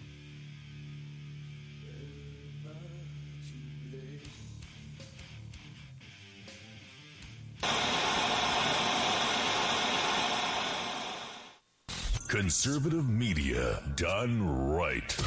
You're listening to the SHR Media Network. And welcome back to the Sackheads Radio Show live on the SHR Media Network. Thank you so much for joining us. Hey, make sure you follow us on all of our social media. Sackheads on Facebook, SHR Media on Facebook, Sackhead Sean on Facebook, on Twitter, at Sackhead Clint, at Sackhead Sean, at Sackheads. You know, give us some love, damn it. That's all I'm saying. Give us some love. I had a great quote from somebody that I knew a while ago, and he said, "Love washes off."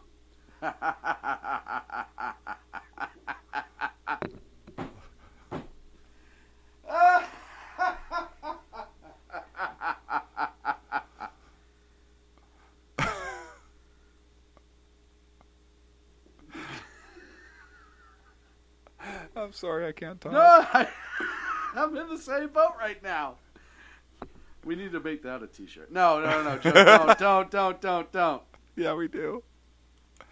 Do it. Look, so 11 states are suing the Obama administration over its transgender directive regarding public schools.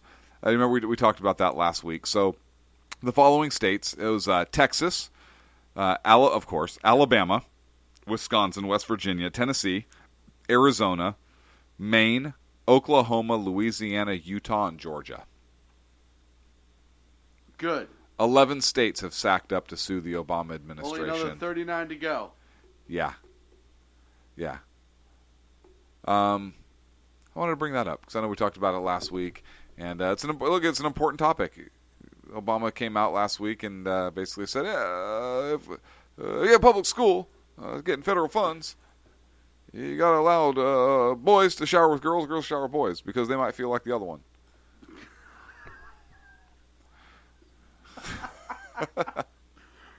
Can you imagine if you were a kid today, or in this day and age? Dude, I would totally be the worst.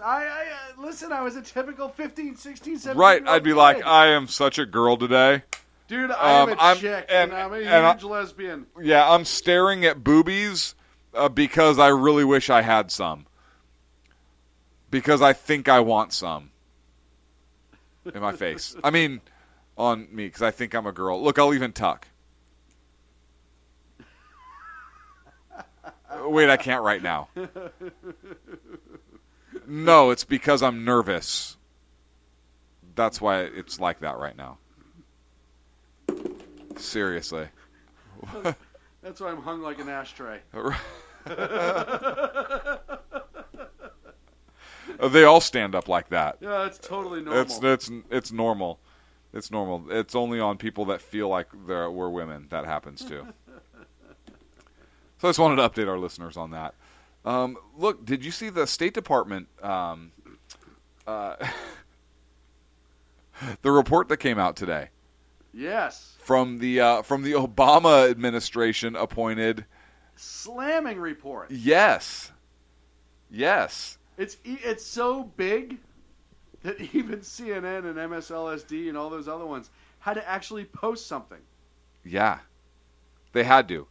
It was like Obama appointed guy finds Clinton violated an obscure policy. It was probably like their headline. Actually, CNN headline is a picture of Hillary Clinton in a meeting with her sunglasses on, staring at her phone, and the quote was, "She did not comply. Clinton broke rules about private email server. Report says." She didn't do it. Let's see. The long and short of it is according to the internal investigation by the Defense Department, that there was an employee who brought it up to the head of the department, and it wasn't the Defense Department itself. It was a different department, Office of Management, and the Office of Legal Advisor.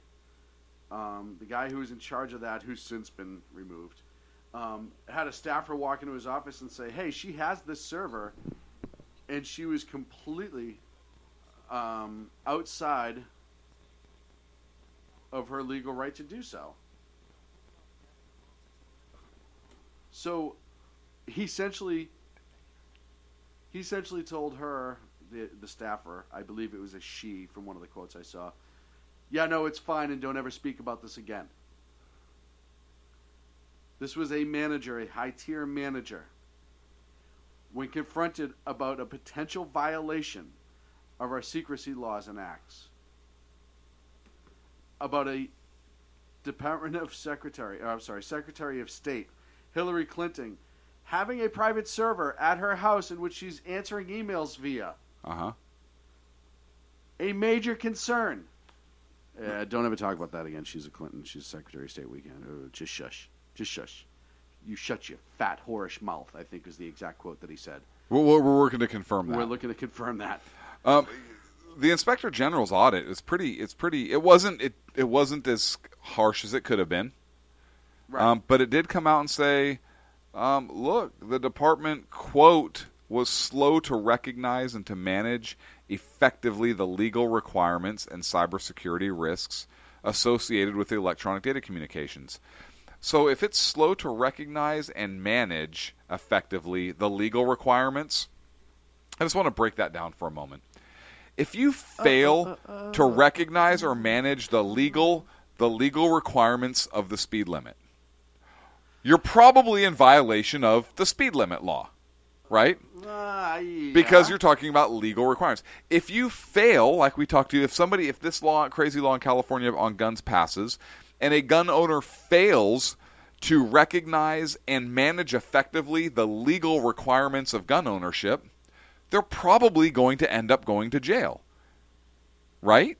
Right. Because if you're not managing the legal requirements effectively, you're probably in violation, is the logical conclusion. I think it's quite logical. So according to this report, if they're slow to recognize and manage effectively the legal requirements and cybersecurity risks associated with electronic data communications, then somebody broke the law. Well, yeah. That time. Luckily, that only happened like every day. The report goes back and says, oh, look, this systematic weakness happened long before Clinton's tenure. But then the report talks about how Clinton's failures and actions were far more serious than previous administrations. Mm-hmm. So I want to know how the Justice Department does not file charges, if in fact they do not. Well, the good part is this. Here's the thing. When we've talked about this in the past, one of the things that we had to reiterate is the investigation needs to make sure that it's bipartisan, just to avoid the fact that it's a political hack job. Not because what she did was right and we're attacking her, mm-hmm. but just to save the naysayers in that department. You now have an Obama administration appointed investigatory committee who completed this investigation that will be admissible into court should it go that far. Mm-hmm. And you now have the investigation will very soon, I am imagining, probably early June, end up in the hands of the DOJ. The FBI is getting ready to wrap up here real soon. This investigation wrapped up. I am sure the FBI was waiting for this investigation to wrap up just to compare things to make sure that there's nothing that they missed and vice versa. And you now can move forward. And listen, this is a leftist committee. It was the Obama administration. It's an executive organization under the executive branch. He had direct control over this. As we saw with Benghazi, should he want it to be a different outcome than what should have happened, he has the power to do it. However wrong as it was. But in this case, it sounds like the right thing is being done. You have a woman who believes that she is untouchable and above the law. You have a woman who continuously rubs her elite status in the face of people. You have a woman who couldn't even use the appropriate email. It wasn't like they were asking her to invent an email to use. She couldn't use the one that was given to her by the federal government. Yep. It wasn't like they were asking her to be inconvenienced greatly. First of all, she took the friggin' job. Nobody put a gun to her head. Was she the head of the? Was she the head of the State Department? Yes. I want to read you something. It's Section 44 of the U.S. of the United States Code, Chapter 31, and specifically Section 3106. Unlawful removal, destruction of records. The head of each federal agency, that would be her, shall notify the archivist of any actual impending or threatened unlawful removal, defacing, alteration, corruption, deletion, erasure, or other destruction of records in the custody of the agency, and with the assistance of the archivist shall initiate action through the Attorney General for the recovery of records the head of the federal agency knows or has reason to believe may have been removed. Wait, what? Uh-huh. What? Uh-huh. And that's just little old me just doing a quick search. Just little old you just doing a quick old search. Uh-huh. Yeah, it's absolutely mind-numbing. First of all, if anyone out there... So imagine what those really smart FBI folks could find. Right. People who actually have time. Right. And get paid to do it. I know I'm reading through the chat room, there's plenty of naysayers who are like, hey... What? Do share. Obama will never let the prosecution happen. And we've talked before, there's no love lost between the Clintons and the Obamas. Right, there's not. And so that's why this is kind of curious. But I'm pretty sure it's a felony when the custodian of government records, quote, willfully and unlawfully conceals, removes, mutilates, obliterates, falsifies, or destroys records.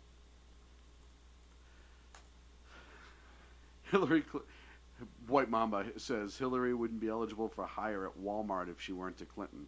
100% right. Right. 100% right. It's actually an amazing statement. Now, here's the interesting thing for this section. Congress has this provision in it that whoever does that shall, quote, forfeit his office and be disqualified from holding any office under the United States.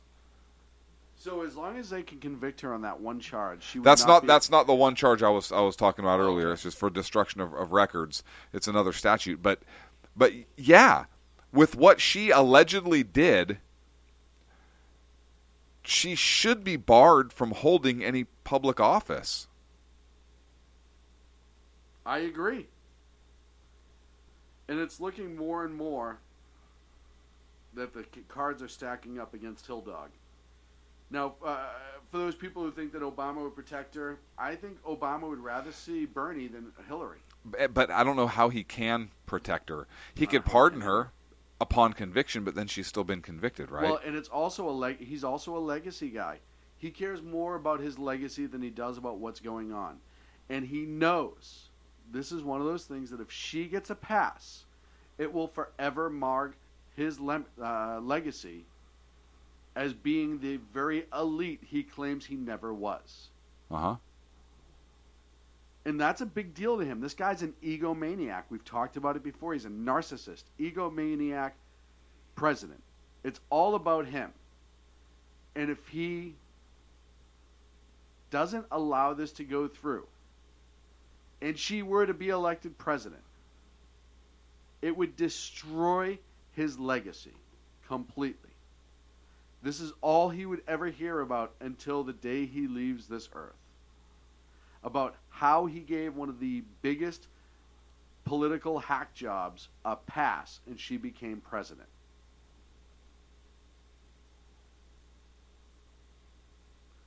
So I think that there is too much evidence and there's almost too much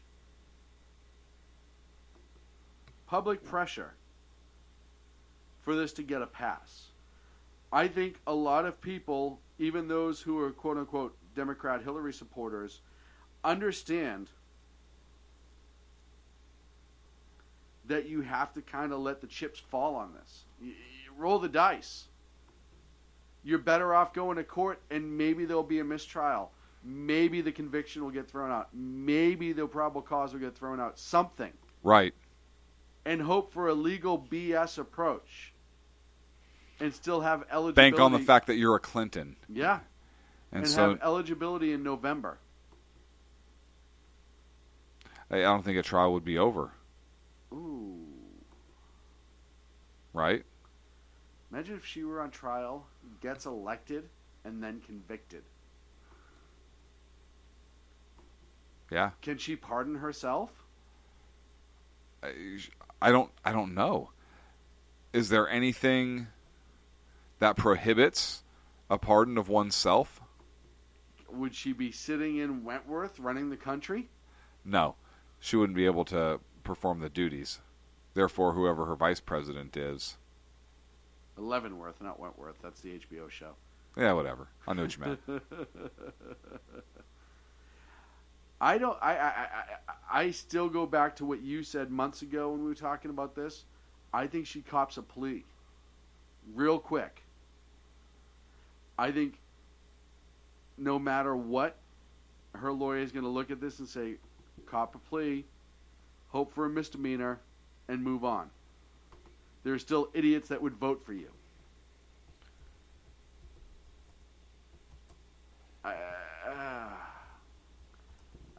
It's too late. I know I see Jersey Joe saying, they throw under the bus so Biden and Warren would step in. There's no time left for that. That time is gone. if she gets the delegates, but then all of a sudden she's not eligible, where do those delegates go? The Democrats could not necessarily. Right? Good point. Good point. So you may just get Joe shoved in. I don't think the country would accept Elizabeth Warren right now. What if she ran as a vice presidential? They with might take Hillary, that. 2 women. No, I don't think that would be enough. I think there's enough crazy there in public where people would shy away from that. I think if they threw Joe in really quick and then threw Warren underneath him, which I don't know why he'd want that. I can make an ugly joke, but it's too easy. But the reality is,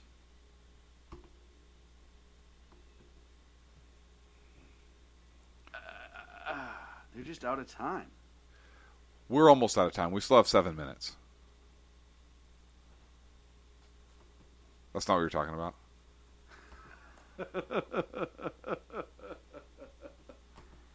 So it's going to be interesting to see. Like I said, this report is scathing, considering the source. Right. Considering the source, this is a scathing report. It really is.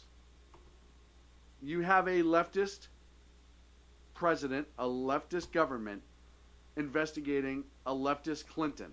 And it still shows her plainly in the wrong. I just don't know how you cover this up because, more public records are to come out. Congress is going to conduct an inquiry, and they've been looking. You have to. Right. You have to charge her. This report, how could this Inspector General not come out with a report like this? They kind of did what it could, I think, in terms of not specifically accusing her of violating the law, but just of violating policy.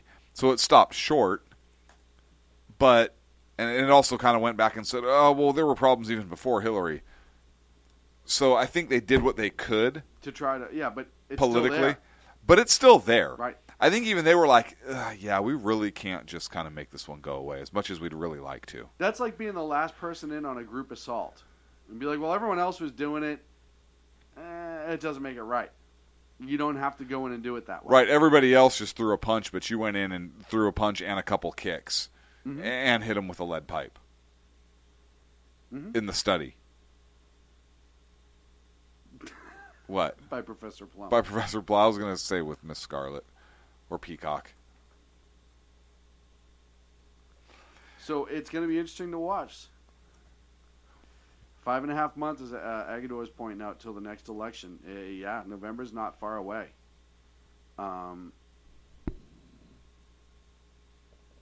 Yeah, of course, Elijah Cummings, our favorite Democrat, Who, on the if House I remember House right, he was Overkit involved in Committee. the emails when they were targeting. Well, there's no proof of that. But he came out and said, well, the Inspector General. There was emails. No, yeah, as well, there got a couple. He came out and said, the Inspector General confirmed what we have known all along, that Secretary Clinton followed the practice of her predecessor when she used a personal email account. Republicans need to stop wasting taxpayer dollars singling out Secretary Clinton just because she's running for president. What a pimp. You know what This guy, seriously, and I'm not saying call that. him a pimp? Yes, I did. And I'm not saying that because he's black for any of you freaking crazy leftists out there who's listening to this. This guy, I would hope that he would be actually concerned about having that classified information potentially out there and that her email server may have been hacked. It's all about power. And is that not more important than the D in your ass? I mean, next to your name? Right. Elijah? Next to your ass. On his... I don't know. I don't know where I was going with that. So next to, yeah. Right. He's a D. Right. He's a humongous D. Yep. He's a huge D. And his name's Cummings, which is even more bizarre to me. But we don't need to go there. So is the D Cummings? Or is the D? I don't know. All I know, he's all over this Hillary case. He's huge in the Democratic Party, so he is a huge D, just a tremendous D. And he's all over in Hillary's face, like defending her, shielding her from other attacks. Right. Yeah. Well, listen. I mean, the D's are all over Hillary. They are just all over her. D's swarming Hillary. Yeah. Right now. Yep.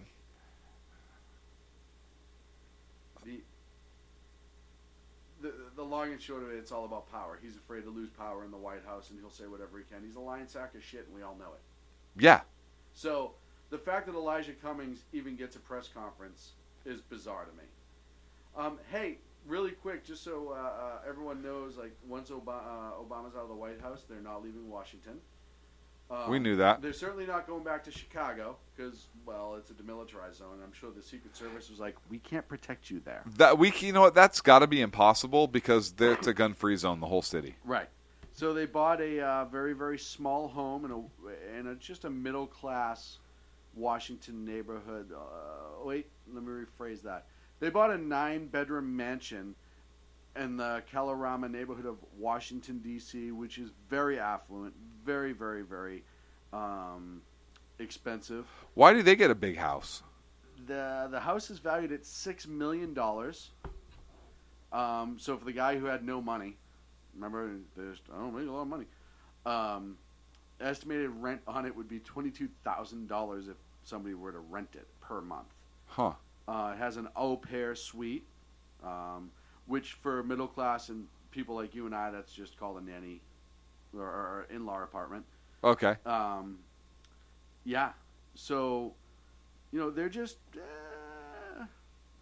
trying to eke by once they get out. And look, they have to stay close to Washington. They do, because that's how you retain power. Oh, yeah. Folks, that's it for the Sackheads radio show live in the SHR Media That's a good Network. show. Thank you so much, sir. I appreciate it this evening. Thank you, sir. As always, I thought we had a fun time. We will be back next Wednesday at 8 in the Pacific, 11 on the East Coast. Make sure you check out all of our social media, Facebook, Twitter, Pinterest, LinkedIn, linked out, knocked Wait, on, we're on Pinterest? knocked up, knocked off. I don't know. Are we on Pinterest? Do we have a Pinterest page or an Instagram? We don't have an Instagram. We need an Instagram account to take pictures while we're doing the show. But we don't do it in metric. We're Americans, damn it. Metric didn't... How many countries that use metric got to the moon? So the Instapound. So we need the Instapound. That could have a completely different... Inch. That can have was a your nickname in high school, wasn't it? Insta Inch. Insta Inch. Yes, it was. Because before they knew it, there was an inch in them. Right. We played this game called Just the Tip. Anyway, Sean, for you it's the whole thing. But yes, for me, Insta-Inch is just the tip. This is my friend. They call him Tuna Fish Can. We will see you next week, folks. Insta-Inch. The best late-night conservative talk show in America. Sackheads Radio. And listen, there are no people better on the air to give you the best in conservative talk than Sackhead Sean and Sackhead Clint. And we're working on the immigration papers for a certain other guy who happens to work here, too. For those who are tuning in around the world to the best in late-night conservative talk, Sackheads Radio. Sack News. Sack News. Radio. Sack News. Sack News. Radio.